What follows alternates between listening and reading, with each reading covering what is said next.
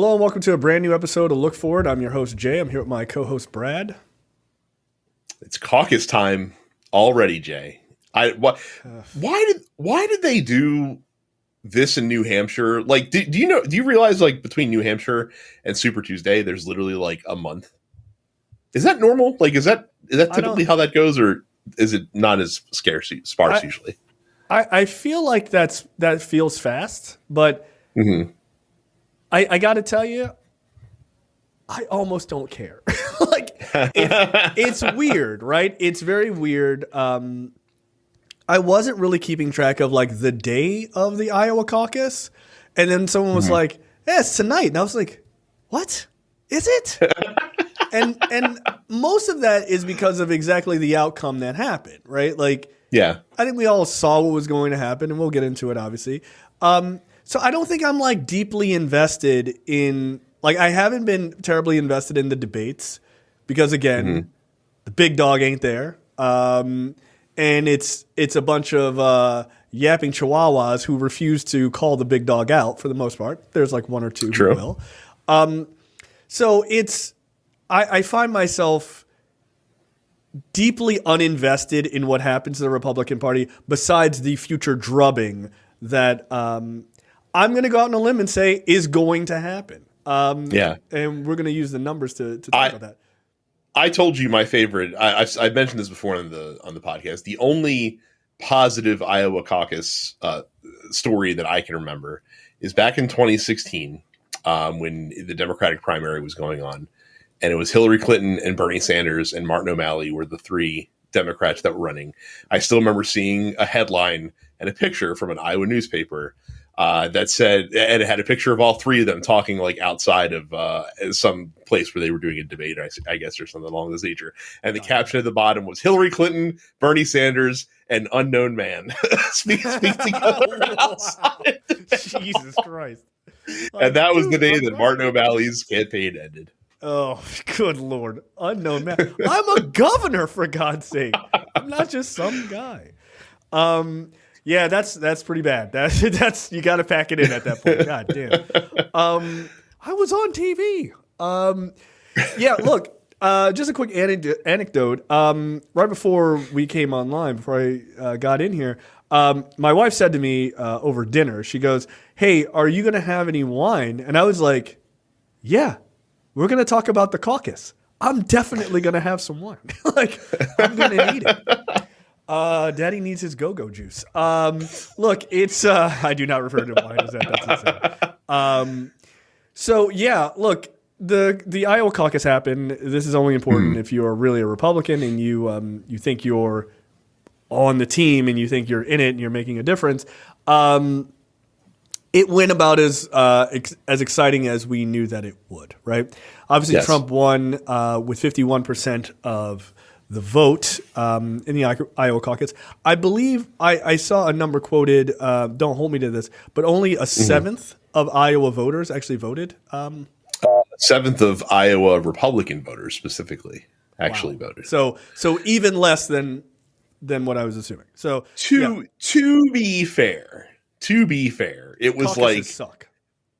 Caucuses suck because they take forever. It was a Monday night, and it was also like minus 10-degree wind chill in Iowa on Monday night. So like, I get it.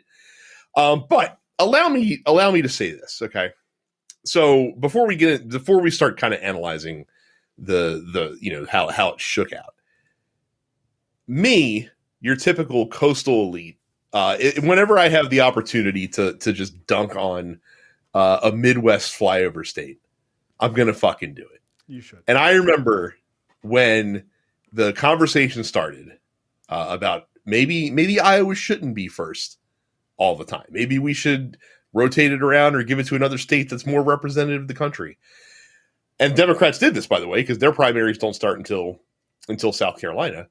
But Iowans hemmed and hawed, and they said, "How dare you attempt to take away our first in the country primary?" Because like Iowa is a crucible. Like only the most hardened politicians can come through this corn-filled wasteland and survive because only true fucking awesome retail politicians can suffer the gauntlet that is Iowa and shake hands with the voters and eat shitty food at a fucking state fair. And that's why Iowa has to be first, because it's a true battleground, a true test of who's fit to be the president and who's just a pretender.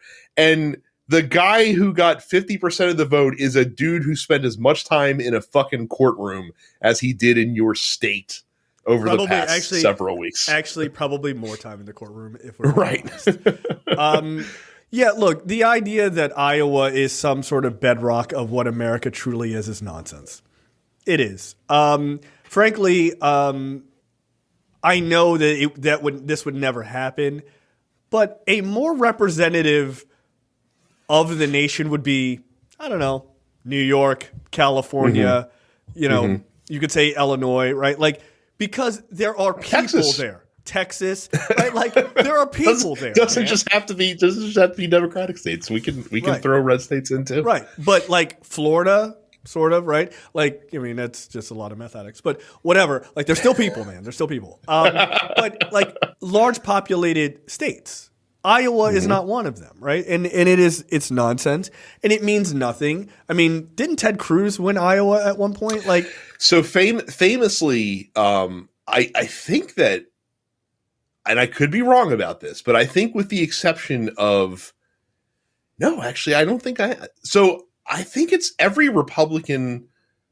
candidate that's running for president that's not like an incumbent that's won Iowa, I don't think has gone on to... Yeah, almost all of them have lost. To make... I think Democrats tend to do well when they do well in Iowa, but Republicans tend to not. There's a joke that Chris Sununu, who's the former governor of New Hampshire, made a couple weeks ago, where he said Iowans pick corn and New Hampshire picks presidents because New Hampshire has a much better record of actually voting for the person who actually ends up winning the election, or at least wins the primary. So yeah, I mean it's because it was like Rick Santorum won once. I think Ted Rick Cruz Santorum won. Ted Cruz, Pete Buttigieg won in 2020.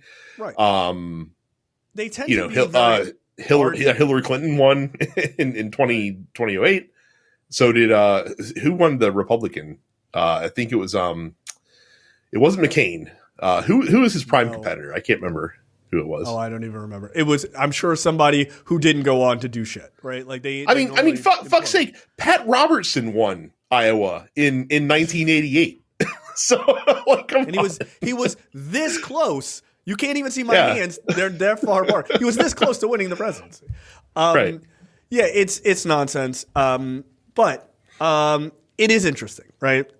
It's interesting from a perspective of who can appeal to the most ardent, on the Republican side at least, who can appeal to the most ardent crazies to win Iowa. That's generally how it goes, right? Point proven. Where's Vivek? Oh, and we'll get to Vivek. I can't wait. But here's Vivek Ramaswamy's last tweet before the voting started, right, in Iowa. Quote, and I swear to God, this is real. I swear to God. Quote, there are two genders, and no, a man cannot become a woman. Iowa, I'm asking for your vote tonight. Like, I'm a bigot. Vote for me. What? Not like I have a plan for America. Let's make let's make America great again. Blah blah blah. None of that. Like, not some rousing sort of mini speech in a tweet type of thing. No, there are only two genders. A man cannot become a woman. Please vote for me. I also hate trans people. Like that. That's in gay people. Like that. And by the way, if retail politicking mattered, then Vivek would have done really well because he was the only candidate that did the double Grassley, as they call it. They call it doing a Grassley when you visit all 99 counties in Iowa. And he did it twice. He did it twice. Congratulations. It made no difference. Gee, I wonder why. I wonder why, Brad. I wonder why he just couldn't. More to come. Hold on. More to come on our friend Vivek. So what a fucking loser. We'll talk about it. He's apparently just discovering what America truly is. Or at least the Republican Party. Yeah, surprise, surprise, motherfucker. So Trump wins, right? And that is significant to a degree. But there is an aspect to this that we're going to talk about, which is actually much more interesting than the narrative of Trump won, right? So Trump won with 51% of the vote. DeSantis came in second at 21.2%, and Nikki Haley came in at a close 19.1%, right behind DeSantis, right? So DeSantis basically got blown out by 30 points. Oops. Yes. And Iowa was like he was pushing all his chips into the table on Iowa. Funnily enough, shooting for second, like DeSantis actually achieved his goal of finishing second to Trump in Iowa. So like good for you, I guess. Points? Yeah, by 30 yeah. points. So, yeah. He had a really funny, I'd only heard a snippet of it, but like he was essentially like in a victory speech, bragging that like everyone in the media said that our ticket was done. They wanted to throw us in the grave before we even started, and you punched our ticket in Iowa. Like bro, like you lost by 30 points. Like I would not be standing up on stage thumping my chest. Yeah, like settle down, bring it down a little bit. You got your ass. And to his point, and not to his point, but because he knows the lay of the land, he's not even going to New Hampshire. Like he's going straight to South Carolina, and is basically going to embed himself in South Carolina. Because if he doesn't have a good showing in South Carolina, then that's the end of that. Yeah. I was listening to MSNBC's coverage of the caucuses, and Chris Hayes admitted that he legit forgot that Ron DeSantis is the current governor of Florida. Like that's how much he's been like fucking pushing it all to the table to become president. Is like, no, you're still in charge of a state, my dude. Like right now, like you haven't been there in 5 months, but like technically you still run it. He's like, technically, I'm still there. Remember when Florida Republicans changed a long-standing law that they had that if you were in for president, you had to vacate your office for him? Yeah, they were like, nah, he's our guy. Like, let's put all chips in on this guy and change the law for him. You probably shouldn't have done that. That seemed like a waste. But best of luck. So Trump at 51%, DeSantis at 21.2%, Nikki Haley at 19%, right? Or 19.1%. I want to give her 0.1%. It really doesn't matter, but sure. Why not? So smash cut over to Morning on MSNBC, which is the fucking worst, hosted by Joe Scarborough. Okay. But is that what he calls the show now? The fucking worst? He should. It would be apt. Isn't it brought to you by like Starbucks? Like it's really awful. Like, is it really? That's very really funny to me. Yeah. Like drink your Morning Joe with Morning Joe. Like all right, I got it, Mom, I got it. These jokes are terrible. So like, here's the thing. Scarborough actually makes a very salient point. I want to play this clip. It's about 3 minutes, but I don't think we need to play all of it. You'll get the point, and then I'm gonna back it up with the numbers. The point that he's making here. So here's Scarborough talking about Trump's victory and why it's maybe not as big of a deal as people are making it out to be. I want to look at this another way. Let me just ask you. If Barack Obama took 4 years off and then ran in a Democratic caucus in Iowa, would 50% of Democrats vote against Barack Obama? No, they wouldn't. Let me answer your question for you. No, they wouldn't. The fact that Donald Trump we have a delay. The fact that Donald Trump has 50% of Republicans not voting for him, and as Steve Kornacki said, 1/3 hating him in the state of Iowa. We can all sit here and put on sackcloth and ashes and moan about Donald Trump getting 51% of the vote. Got to say, for people who actually want to win general elections, that's not good news. Right. And there wasn't really a delay, Joe. I was trying to make a calculation in my head. In a way, Trump didn't really even take any time off. I mean, here's the analogy that's the right analogy. Trump transformed, Iowa was a state that, to bring up Barack Obama, Barack Obama wins this state in the general election in 2008. He wins the state in the general election in 2012. Trump comes in here, comes in third in the Iowa caucus in 2016, but wins the state, turns it red in 2016, turns it red easily in 2020. So he's actually run here as a presidential candidate in the last two presidential cycles. He hasn't taken any time off, right? He's effectively the incumbent running in the Republican Party. So if you thought about that, imagine Barack Obama wins Iowa in 2008 and wins it in 2012, and now Barack Obama's running in the Iowa caucuses in 2016. What would Barack Obama's margin have been in Iowa in the 2016 Democratic caucuses? Would have been, I would reckon, 95%. I mean, yes. 85%. I mean, he would one of the most popular Democratic presidents in history. Trump getting over 50 was an achievement for him in terms of proving that he has the majority of the Republican Party, at least here in Iowa. Okay, so I'll end it there.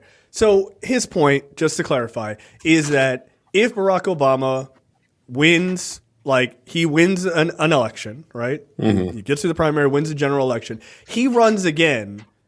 What would his numbers be in basically a second term, right? Because that's what Trump is running for, a second term in a state that he dominated in, even though he's running as an incumbent. What would be his primary numbers? Because Trump's is 51%. Again, he made Iowa red when he ran. It was his state when he won, when he beat Hillary Clinton, right?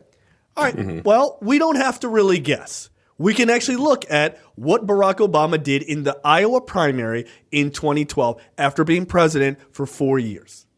And like that guy said, Trump hasn't really taken any time off, right? He is still the de facto leader of that party. So he should be the guy who comes in and walks away with all of this shit because he was their guy, right? He didn't he wasn't there for 8 years and then he's gone for 5 years and comes back. No.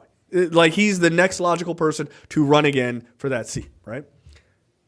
Obama won Iowa after winning it in 2008. He then went back in the primary in 2012. He won Iowa.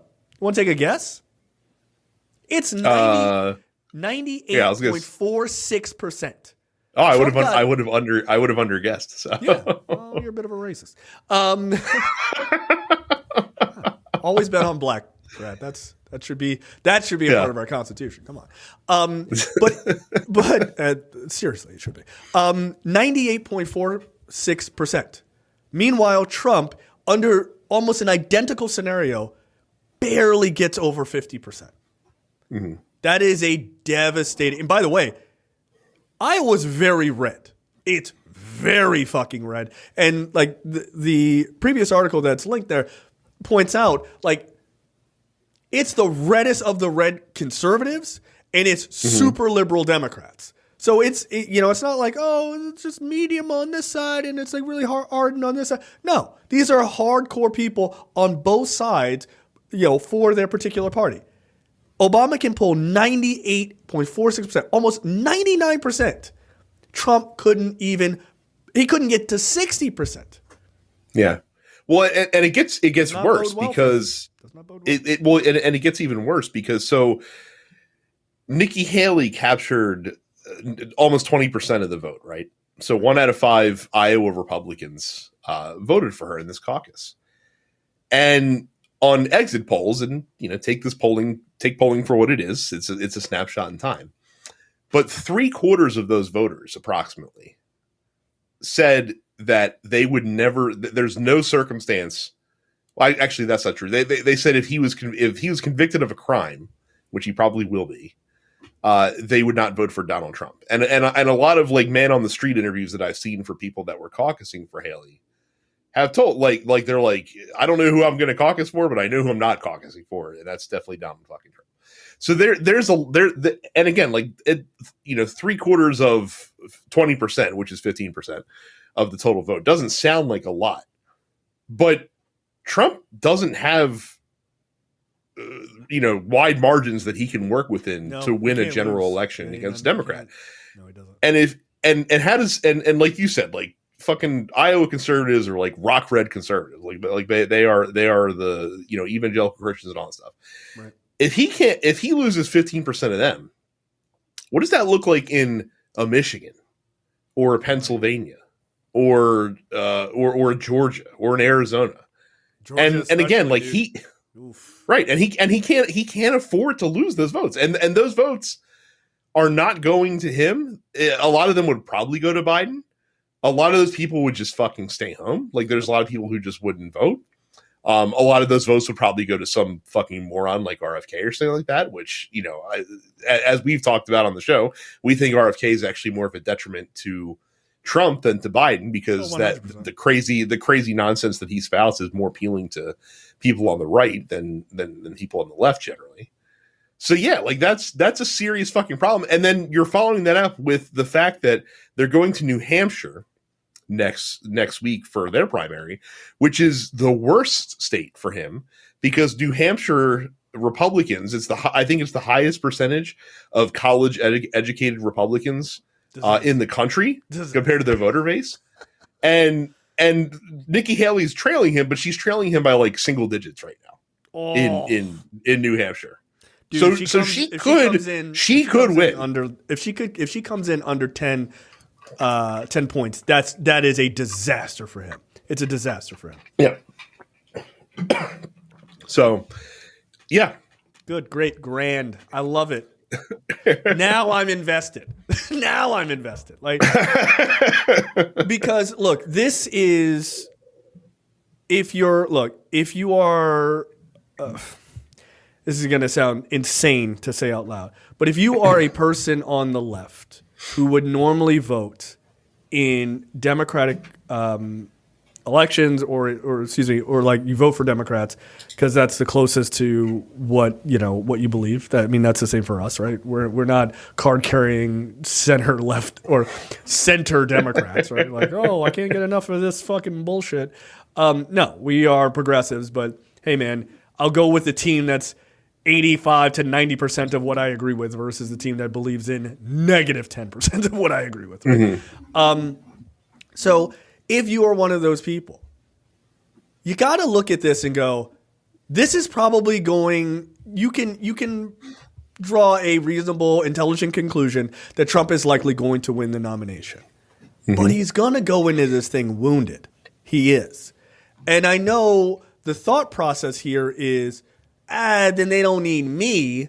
I'll just fucking hang back and vote for fucking what's that nutball lady? God, who was like yelling at seventh graders the other day. What's her name? Like Marianne Williamson? Yeah, Marianne Williamson. Like she's good, right? Amazing on race, not amazing on anything else. Okay, yeah. She's terrible about everything else. Her policies are stupid. So I know there's going to be that notion to do that. But what I'm going to need you to do is I'm going to need you to think about this in a douchebaggy sort of way. You don't want to just beat this guy. You want to destroy this guy. And if he goes into the election wounded with a third of Republicans going, yeah, I don't fucking think so, not even a third, right? Even less than that. A quarter or, an eighth of Republicans who are just like, I don't know, man. That's not a time to fucking take your foot off the gas. That's your time to drive this shit into the ground. Embarrass this guy. That is the only way you get Republicans to go, we're done here, is to embarrass them. Destroy him. And I think we tend to panic because Trump gets a lot of coverage and we're all watching fucking TikToks where, people from TYT or Good Liars are out there like interviewing the worst of the worst fucking Trump heads, and it's easy to get scared. So I think this point just kind of goes to illustrate that actually we're in a better position than we think, or that the media would like you to think, because of course the media wants it to be close because close means ratings, and so they're gonna stir up the horse race. But I mean, I think that I really think that Nikki Haley, voters who are just like, yeah, fuck this, like if it's not her, it's not anybody. That's kind of the most important thing to take from this primary result, I think, because again, like he can't afford to lose. I realize he can't afford to lose any voters that he had in 2020, and he has to somehow find more because he lost. Exactly, and that is, and I want to. I'm going to finish up a quick statement here, and we'll take a break, and we'll come right back. But like, that is the most important thing to remember. It's not that it's going to be this like Joe Biden and Donald Trump like neck and neck. Yeah, it will. It'll tighten because the media, that is what they do, right? Joe Biden tripped over a brick on the ground. I mean, is he really worthy of the presidency? Right? Like, it's going to be fucking stupid bullshit. But in actuality, you're 100% right. Trump literally cannot afford to lose anyone that he had in 2020, and he's hated more now than he's ever been. January 6th happened, and even Republicans are like, fuck this guy. Right? More shit comes out. The trials are still happening, all of this stuff. This is, and I mean this quite seriously, this is our race to lose. If we lose this race, if Joe Biden loses this race, it's because we didn't fight hard enough. That's it. Oh, Joe Biden's old. No, he's old. He can't change that. He's running for president. The only thing that is going to be the difference is you voting. That's it. The policies are already fucking set. There's a couple things that are probably coming down the pipe, like things like, hey, make sure you vote for me type of shit, and that's fine. But for the most part, you lose based on your actions as a voter at this point. This guy is wounded. People don't like him. He looks like dog shit every time he gets on camera. He doesn't look well. Sounds like a fucking crazy person. Yeah. He sounds insane. I don't care what the narratives are about Joe Biden, but the crazy person's on the other side, buddy. Like, all of that shit. You can beat him. You have to give a fuck. That's it. You have to give a fuck. This is not about you could talk about Gaza and all sorts of stuff. Those are very fine criticisms to have. But you lose your democracy based on what you do. Based on what you do, not based on what anyone else does. You will lose it if you sit home and go, they got it. Nah, fuck that.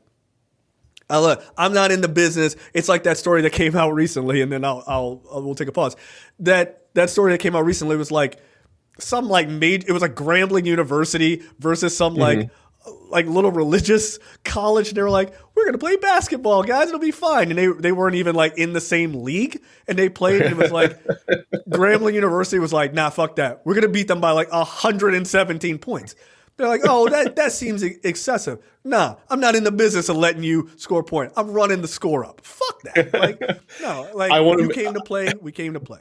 That's what you do. I want to make one more point before we go to break too. The thing that is interesting as well is that Nikki Haley is being smart now. So her and DeSantis were supposed to have another, debate for second, I think sometime this week.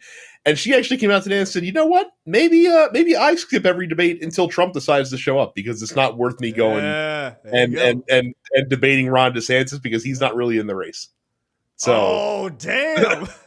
So it was a double hit. Yeah, and again, to your point, like Trump is projecting strength right now on the back of this win.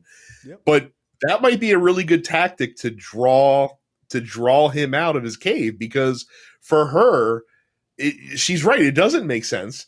And Trump has been dining out on those debates because he's been able to sit far away and just kind of lob grenades at those guys without being able to have to take any return fire, because they're not really going after him. But if he was on the debate stage, they would have to. Yeah. Okay. Yep. Look, I want to believe that she's smart. She said a lot of dumb shit over the last couple of days. I really do. But we'll get to it. All right, let's take a quick break and come right back. All right. So, interestingly enough, right? So that all happened. Then down goes our boy, Vivek. Oh, he takes a brutal wound. Doesn't even place in the top 3. He looks so sad in this CNN article. He does. What a photo they chose for him. Oh, it's good. It hurts so good to go back to my billions I've ripped people off of in the medical industry. Yeah, biotech douche bro Vivek Ramaswamy ends his campaign for the 2024 Republican presidential nomination Monday night after a disappointing finish in the Iowa caucus. Quote, I'll stick to truth tonight. The firsthand truth, this is hard for me. I got to admit this. But we've looked at it every which way. And I think it's true that we did not achieve the surprise that we wanted to deliver tonight. Yeah, you got your asses kicked. You got your asses absolutely kicked. And the best part is so he's been kind of flying under the radar a little bit. He obviously he had his moment in the summer when he first stepped onto the scene, when he kind of made a name for himself in that first debate. Yeah. And then much like Ron DeSantis, as people got to know him, he became a lot more acidic. Yeah. But I really love for him that protective bubble that he's been in. It seems like for the last several months, just burst right before caucus night in Iowa, because he got the 1-2 punch of Donald Trump coming out and shitting on him on social media, and then Iowa voters showing him what it's like to be a non-white person in the Republican Party for real. Yeah, let's read a quote here from the Focus Group podcast. Iowa voter on Ramaswamy. Quote, I'm not being prejudiced, guys, but I don't like his name. I don't like where he came from. After 9/11, I still harbor a lot of hard feelings. I know what you're thinking.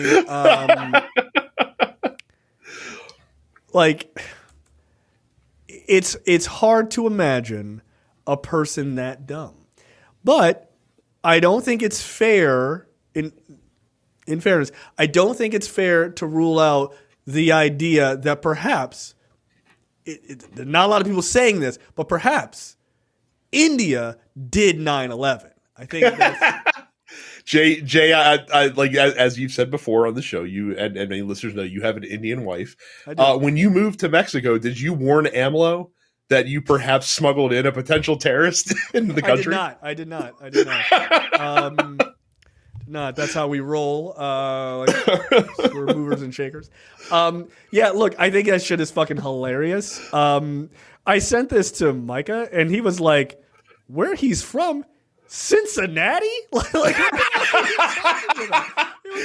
that's the other hilarious part, is that Vivek Ramaswamy, of course, is a native-born citizen. Otherwise, he wouldn't be running for president. Yeah, but let us not forget Ted Cruz, not born in America yet, still somehow ran for fucking president, which I will never understand. How is that a thing? I just, again, if you want a prime example of what white privilege is, you can literally be a guy who white people think is white, even though he's Cuban. But you can have a guy literally born out of the country and run for president, and no one says anything. Yeah. It would be my first and only question to him every time. Hey, I have a question, Thugs of News. You were born in fucking Calgary, dude. Why are you here? Why are you here? Get the fuck out of here. Go back to the Senate. Yeah, get the fuck out where you're allowed to serve. Yeah. Like, it's on his Wikipedia. It's not even a secret. Like, it's crazy. So, yeah, look, Vivek drops out. And, look, that person on that focus group is 100% the reason he lost. Republicans don't fuck with minorities for president. They simply don't. And I don't know why it takes all of these guys. Look, guess what, Nikki Haley? They're already rolling out, Donald Trump already rolled out a birther conspiracy on you because he's a one-trick pony, baby. I don't know. They're brown, fucking not born here. Like, I don't give a shit, right? Nikki Haley is going to run into this. She's already running into it. Vivek is going to run into this. He's already running into it, right? You're brown. You're brown. You have a funny name. According to them, they don't like you. They don't like you not because of your policies or anything like that. They don't like you because of fundamentally who the fuck you are. That's it. You thought Vivek Ramaswamy was going to be the presidential nominee for the Republican Party in America in 2014 or 2024? Are you out of your fucking mind? When people said, oh, Ben Carson might be it. No, he's not. No. I didn't need to hear any of Ben Carson's fucking policies because I know that party. White people driving around with Ben Carson 2020 stickers on their truck. Get the fuck out of here. You're trying to make yourself feel good. Knock it off. Because at the end of the day, you weren't going to vote for that guy. You weren't. Or not enough of you would. Get the fuck out of here. Right. So, no, I don't feel sorry for him. I don't feel sorry for any minority that is shocked that they get treated like garbage in the Republican Party. Yeah, it's kind of their whole thing. It's kind of the black gay Republican who got booed and chastised or whatever at some Republican event. He's like, are you telling me as a openly gay black man I can't be represented in this party? Yeah, that's what we're telling you. You're not represented in that party. No. Log cabin Republicans. I care more about fiscal policy than I care about myself as a human being with like self-respect. I don't know, man. Seems a bit weird. Yeah. And again, like Ramaswamy is kind of like the best example of this because he went out of his way to be as Trump-like as he possibly could from a policy standpoint. Like he tried to, it was kind of weird because like when you asked him like, hey, what's your case for running? Because Donald Trump is still there. Like he never really had a good answer. Like it was always kind of a mealy-mouthed response. And of course, like as soon as he dropped out, like he's throwing his full endorsement behind Donald Trump and will probably appear on stage with him at a Trump campaign event. No, he says that he is. He says next week. Oh, good. He says even though Trump again literally took a giant shit on him in the weekend leading up to the caucus. And dude, you're not a politician. You don't have to do this. You know what I mean? Like he's not like in the Senate or something like that where he feels like he feels compelled. You could just walk the fuck away. I'm not going to allow somebody to do what Donald Trump did and then see all of these racist white Republicans shit on me and shit on my heritage and shit on my family and what I look like and all this other stuff and then get out there. And by the way, these are people who support the guy you're running up to protect, right? These are not just like general Republicans, which that they also are, but like these are the MAGA people, right? Like these people feel the strongest about this sort of bigotry that you're running cover for. There's no way that I'm out there like, oh, next Tuesday I'll be out there giving a thumbs up. And those same people will be cheering you because you are genuflecting and bending the knee to a guy they think is literally superior to you in every way. And not just politically. I mean, in every single way. That to me is the lowest of the low behavior as a human being. I do not understand that. That would be like, and this is a pure hypothetical. That would be like if Trump like came out and like insulted your wife and like insinuated that your dad assassinated JFK. Crazy. Yeah, crazy. And like you got up in front of the stage and told Republicans to vote their conscience and got booed vociferously for it, and then like went to phone bank for him later in the year. Again, pure hypothetical. I just kind of picked that out of the air. But that's kind of like what that is, basically. I mean, that would never happen because that person would obviously have to be born in the U.S. for all of those things to happen. But anyone else, it's like probably Calgary, if you will. I don't know. Well, and I can't think of a single person who would be so shameless to do such a thing either. More on him later. Shame is not in that guy's fucking vocabulary. Man. No, Jesus not Christ. even a little bit. That again, I cannot state this enough. We allow people to go through all the way from child into adulthood without getting punched in the face, and I don't understand why. It breeds the worst type of people. You have to get punched in the face at least once to go, okay, that's where the line is. Okay, yeah, people have problems with that. Yeah, you got to get punched in the face once. I've got into a fight. I got punched in the face. I punched the guy right back. But you got to know where that line is. That's a human decency line. And when you don't have that, you start acting like an asshole. That's why we had Donald Trump as president. That's why Ted Cruz does what he does. Same reason. Those guys have never been punched in the face. No, at least not hard enough. Vivek says, hey, man, I'm going I'm going to travel to New Hampshire to campaign for Donald Trump on Tuesday, and I will join him on the stage. He is my full endorsement. Wow. I wonder how far onto his knees he'll go. It'll be amazing. This is an amazing story. Next up, Salon has some pretty good reporting on this. Others do as well. In the corruption case in New York, the judge decided, you know what? I got all this rope back here. Hey, Donald, would you like some rope to hang yourself with? And Donald Trump was like, I would. I really would. Haven't done that in a while.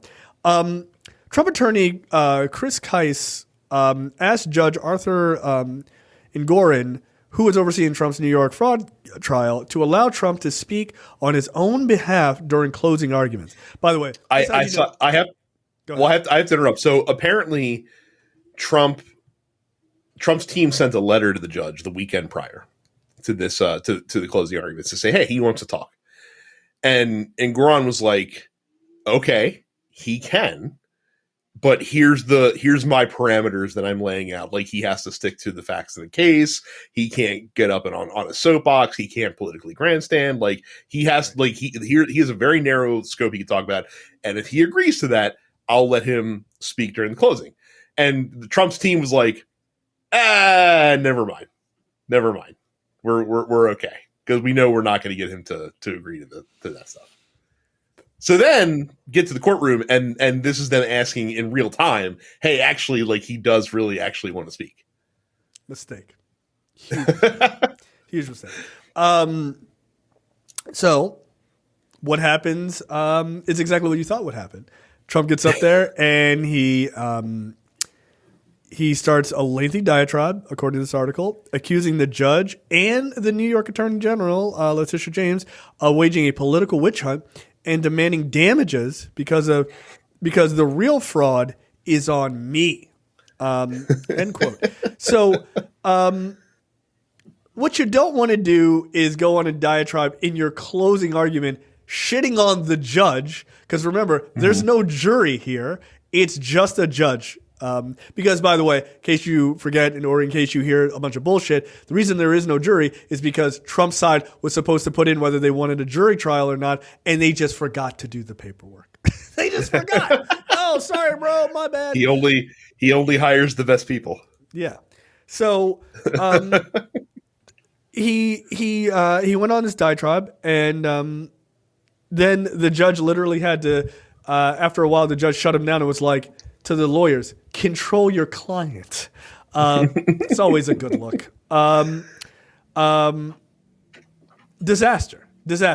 So apparently the things that he was saying are so bad that it may actually, like, it's so bad for him that it actually may fuck up his ability to appeal based on the grounds of things that he said, right?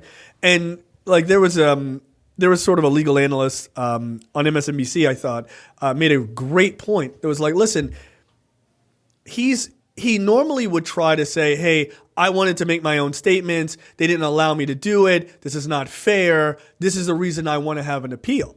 But the judge was like, oh, you want to make your own statement? Okay, go ahead. And so now he's eliminated his ability to appeal based on that, which is one of his big things of like, this is unfair to me. I didn't get to speak my mind. So now he can't appeal on that because you were allowed to, but you just went completely rogue and fucked yourself. Well, and funnily enough, like the prosecution team went kind of did the accepted political strategy is actually let him talk, because like he always fucks it up for himself. Yeah, whenever he talks.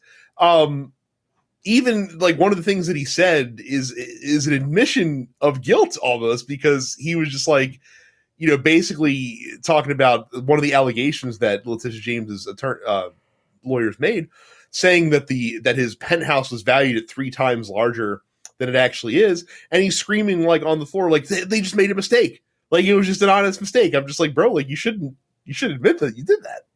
It seems like a bad idea.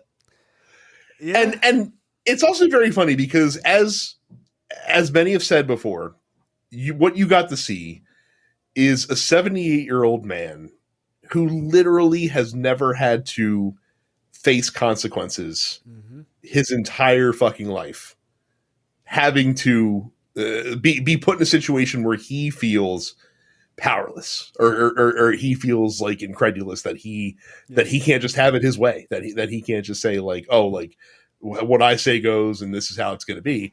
Like, no, dude, you don't have the power in this. And like in this specific instance, one guy has the power, and you're fucking mouthing off to him and pissing him off and talking shit to him in the courtroom, much less on, social media, fucking like getting your people inadvertently to, or really probably inadvertently, but like getting your followers to terrorize his law clerk just for simply just fucking being there, for working for him.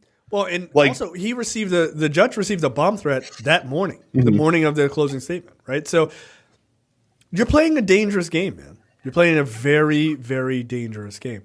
I got to tell you, the statement that really sits well with me about this is, any person who defends themselves in court has a fool for a client, right? Like, yeah, yeah, like.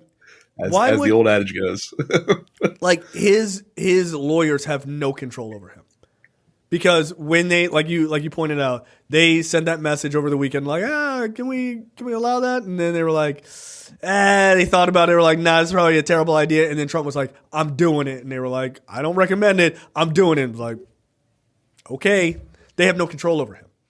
Yeah, like if he had, and that just shows you the caliber of representation he's able to get at this point, because you're right, like any competent attorney, like any good attorney, would have fucking like stapled his mouth shut. They'd have been like, no, like you're not fucking saying shit. You're already dug yourself in too deep with this shit. Like you want to mitigate damage as much as possible. Like just shut the fuck up. Like all you could do is make this worse for yourself. But he doesn't have people that can be honest with him to tell him these things, because he doesn't want to surround himself with people that can tell him the hard truths that he needs to hear. Exactly. Sometimes in order to make smart decisions. So, yeah. Look. Spoiler alert. He just lost 3 more. Tacopino, he just left, taking 2 other lawyers from his firm along with him. They just filed to exit his case as well. So, that's the E. Jean Carroll case. And my guess is they bounced because, like, dude, we've been here before. Like, right. You won't stop doing this.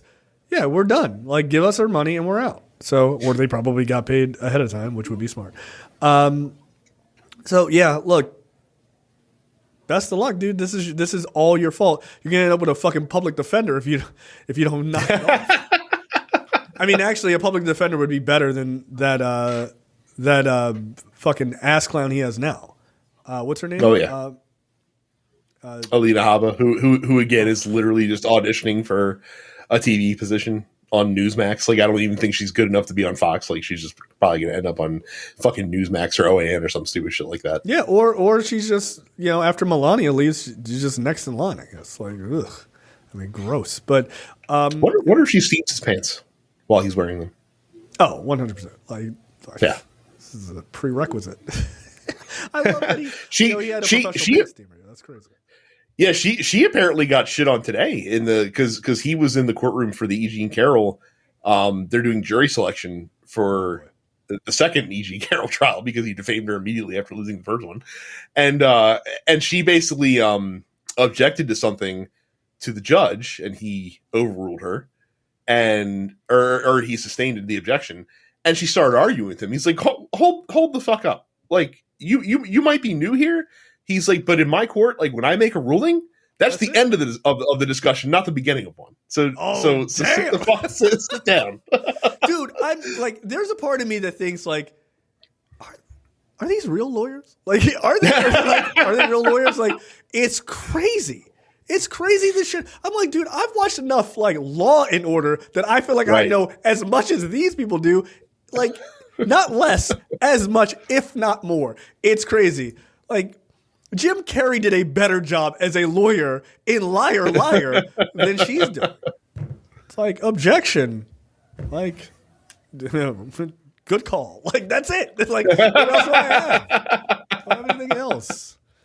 Yeah, I mean they're getting dangerously close to the, like, what's the reason for your objection? It's devastating to my case. Like that's where they are. It's almost like she's fighting in the court of public opinion. Yes, but in the courtroom, like she's having the same fight in the courtroom, just so she can run out and cry in front of cameras as soon as she's done. I'm just like, or you could like defend your client, but then again, I guess your client's kind of indefensible. So I understand that this is how you have to try the cases in the media. So like trying the case in the media ain't gonna stop you from owing $370 million to New York, dude. Like it's just not going to. And by the way, that's the talk, is that he might get hit with $370 million. Yeah, well, we'll quickly see if he actually has that money.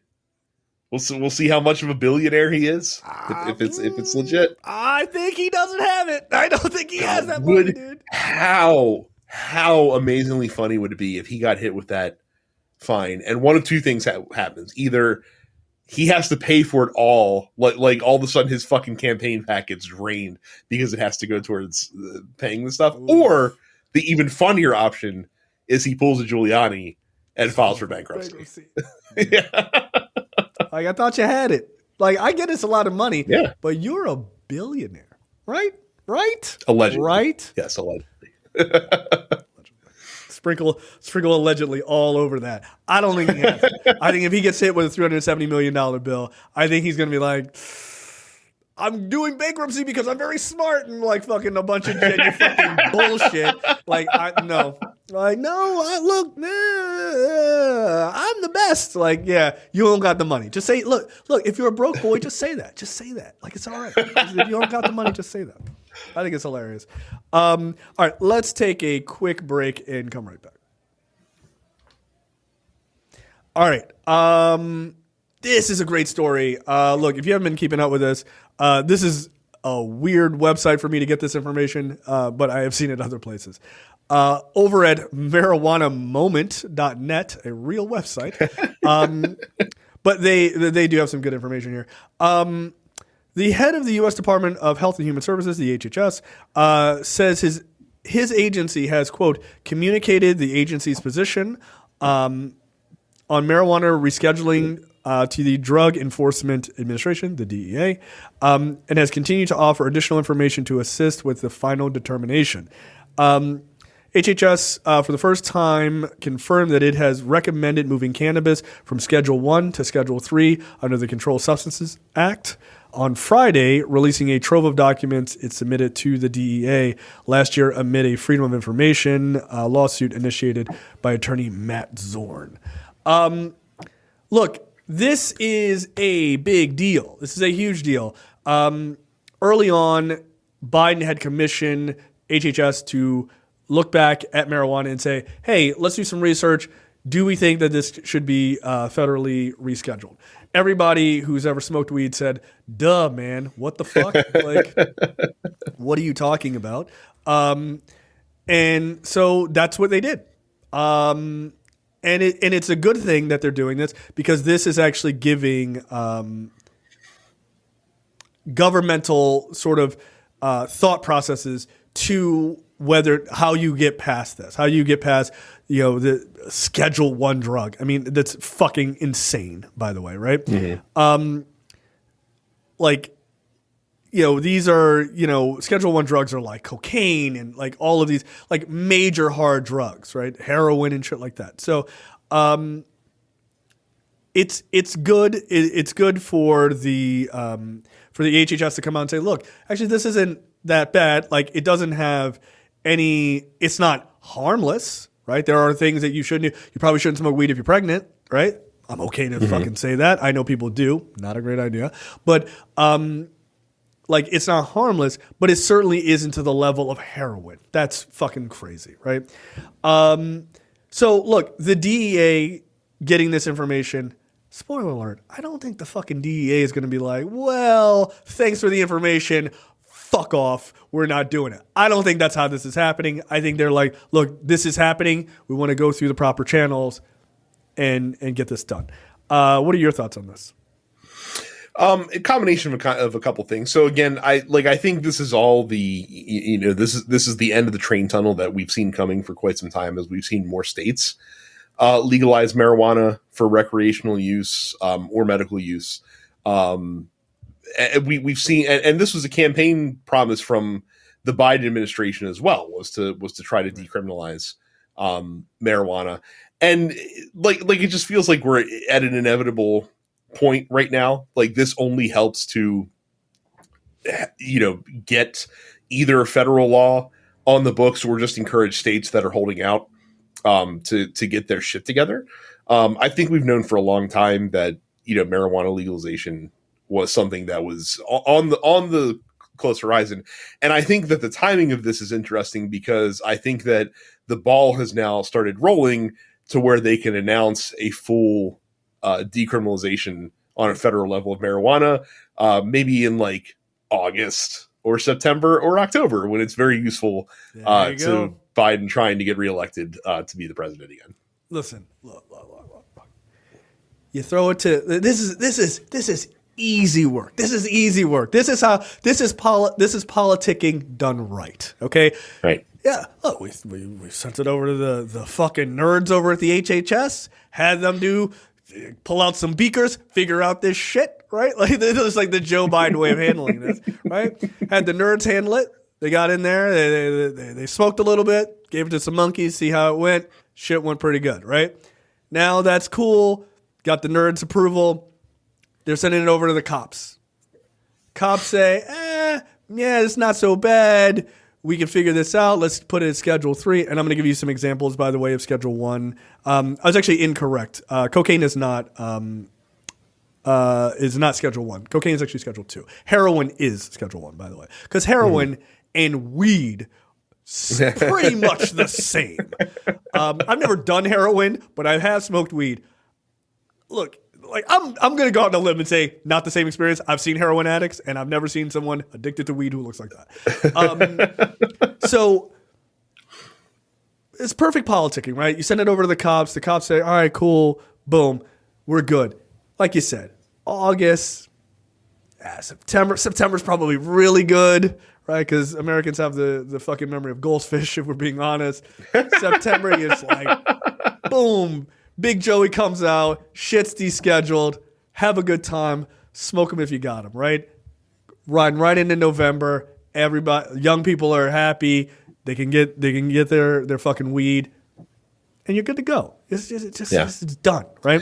So, well, and that's one of the best parts about this is that this is actually like a bipartisan welcome thing. Like, there are a lot of Republicans that smoke weed as well in ruby red states. So like they will not be upset to see this happen as well. Unless they're like super racist and they're like, no, like I really liked weed being illegal on a federal level because of all the black people that go to jail because of it. There'll like, be that's a the bit only of reason that. I can think. Be a bit of that. Yeah. I don't like jazz clubs, right? Like, that sort of thing. Where are the white women at? So yeah, Schedule 1 drugs, heroin, LSD, ecstasy, peyote.